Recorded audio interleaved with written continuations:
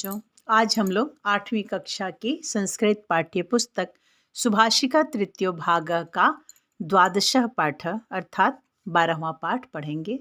इसका शीर्षक है सुभाषितानि यानी सुंदर वचन, सुंदर कथन। नहीं सत्यात् परो धर्मः नानृतात् पातकं परम, नहीं सत्यात् परम ज्ञानम तस्मात् तस्य विशिष्यते। बच्चों, यहाँ पे मैं एक बात बता दूँ, ये पंचमी विभक्ति एक वचन है जिसका चिन्ह होता है से।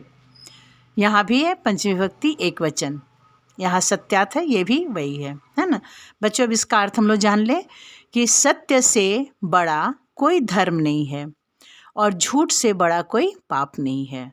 सत्य से बड़ा ज्ञान भी नहीं है, इसलिए सत्य को हमेशा श्रेष्ठ माना गया है। वाणी रस्वती यस्य यस्य श्रमवती क्रिया, लक्ष्मी दानवती यस्य सफलम तस्य जीवनम।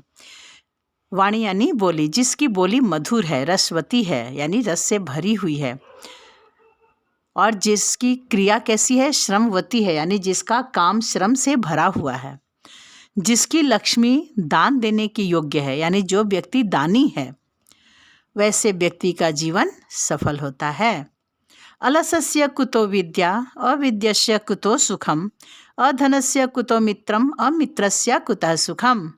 बच्चों, यहाँ भी मैं बता दूँ, ये षष्ठी विभक्ति एक वचन है।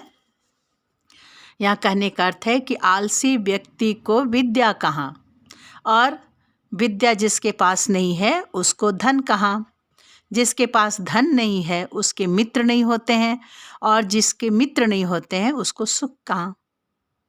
इसलिए सबकी जड़ क्या है, आलस। आलस छोड़ दो, तुम्हारा जीवन बहुत सुंदर होगा।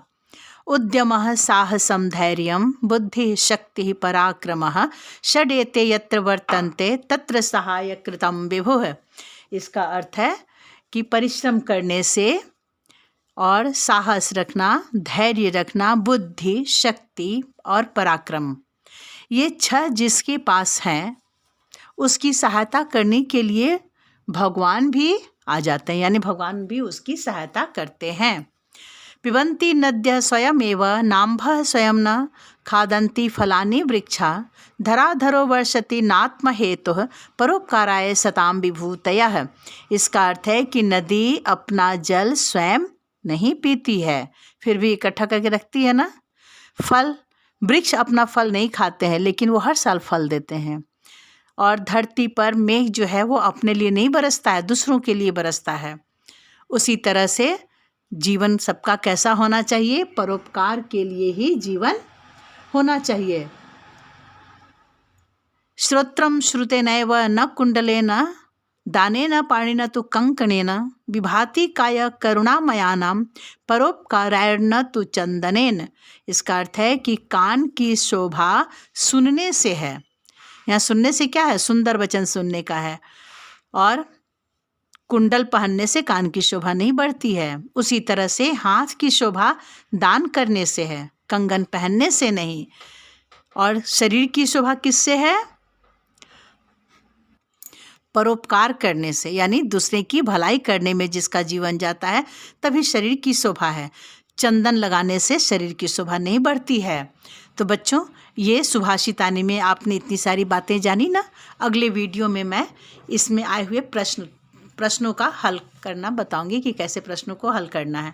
और बच्चों, यदि आप चाहते हैं कि मेरा वीडियो और देखें तो बच्चों, मैं हिंदी, संस्कृत, समाज, इन सब का वीडियो बनाई हूँ और अपलोड की हुई हूँ।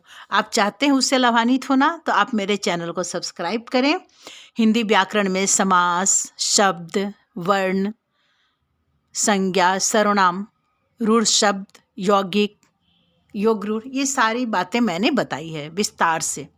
तो आप देखना चाहते हैं तो मेरे चैनल को सब्सक्राइब करें, लाइक करें और आप इसका लाभ उठाएं। बच्चों, ये तो 12वां पाठ है ना।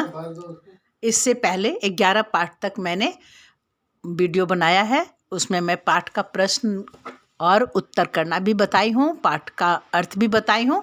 आप लोग उसे देखें और याद करें। हम लोग फिर अगले वीडियो में मिलते हैं।